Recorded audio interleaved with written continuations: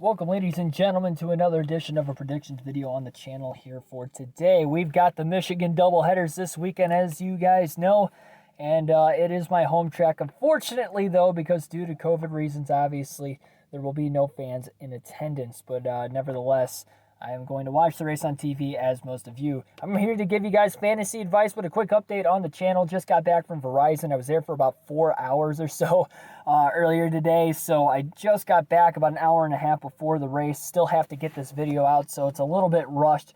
Lack of editing here, but nevertheless, I'll try to not stumble and try to make it as comprehensible as possible. So nevertheless, we're going to get into this one quickly here. Usually I give you guys fantasy advice as far as drivers to stay away from, drivers for dark horse picks, perhaps on your fantasy lineup, and drivers to stay away from. I'm just going to simply show who I have on my lineup today, as I usually would, and then along the way kind of make ideas of possibly who you could have in your lineup as well. And also a quick update for NASCAR Heat 5. Full race live stream will not be in effect until later after the race. It was supposed to be before the race, but again, I got home less than an hour and a half before the start of the race, so I have just enough time to get this video uploaded onto YouTube. So without further ado, we're going to hop on into this. So here's a look at the fantasy lineup, first and foremost, from last week's race, of course. We had Kevin Harvick in that number 3 spot right there, but Kevin Harvick will not be in the lineup today because we've used him 10 times this year. But here are the drivers that will be in the lineup today. So we're going to go through, we're going to adjust this accordingly, and again, this could vary. Now we're going to go off of recent success. First and foremost, Brad Keselowski. He was very great last week at New Hampshire, got the win, and he was definitely a high-scoring person on the fantasy team, or I should say he was not on the fantasy team, but he was definitely high when it came to the scoring, that is for sure. So we're going to put Keselowski in the lineup here for Denny Hamlin. Aric Almirola, there's a chance he could stay in, but for now, we're actually going to lean more towards Joey Logano here.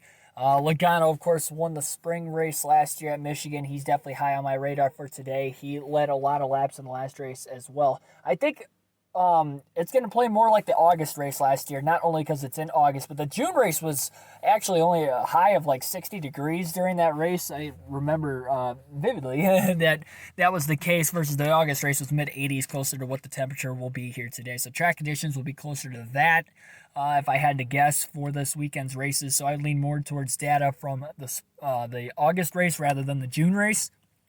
And Keselowski and Logano both led the most laps. Another guy that led a lot of laps in that race was Truex. Truex also finished in the top 5 in both races at Michigan last season. Same 550 horsepower package. So Truex is going to stay in my lineup here today as well. I would like to put Kevin Harvick in my lineup if I could, but I can't use him anymore this season, at least for the regular season. And Kevin Harvick's definitely high on my radar. He has won the last 2 August Michigan races. So I would definitely pick him as one of the favorites to win today's race.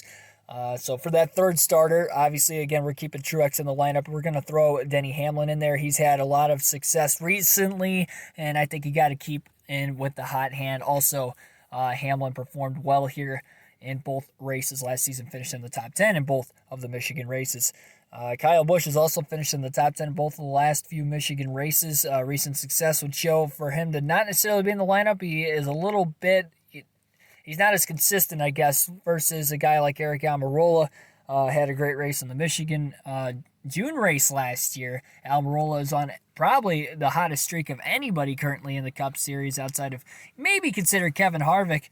Actually, outside of Kevin Harvick, but Aric Almirola is definitely one hot driver currently in the Cup Series. He's starting up towards the front again here today, starting in 4th. He's been getting good pill draws, and I am going to put Aric Almirola on my team, in fact. So then we go to the garage driver, and we have a couple names in mind. Again, we got Kyle Busch. Blaney dropped off last week. That was probably his worst race in about 10 races or so. Kurt Busch, of course, performed here well both races last year, too. Boyer's been pretty good at Michigan the last couple of seasons, but because I didn't have a lot of time to look on Racing Reference because my phone was broken this weekend, we definitely have to go more off of recent success in the eye test for sure. Clint Boyer doesn't really have that. Kurt Busch has been consistent most of the season, but just not last week. Same thing with Kyle Busch. Man, this is a really tough decision, and I'm kind of having to make it here on the fly, but of course, given my best advice, I probably can.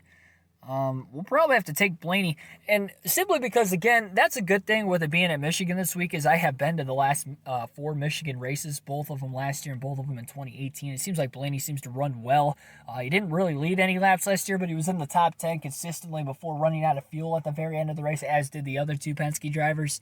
And worst case scenario, if he doesn't perform well today, we can stick him in the garage nevertheless. So we're going to stick with Ryan Blaney here, at least for the start of the race. Now, my pick to win the race here today, as well as the stages, is going to be interesting here because he might not be a guy on the lineup. I'm really leaning towards Kevin Harvick and the equipment they've brought to the track. I think Kyle Busch will be a close eye to keep on tomorrow because he's usually good with practice and obviously racing here today and then tomorrow. That'll work better for him, so that's why I'm staying away from Kyle Busch also today.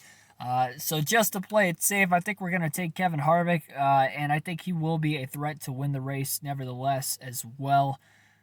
They've kind of dropped off a little bit as of late, as outside of the Brickyard 400.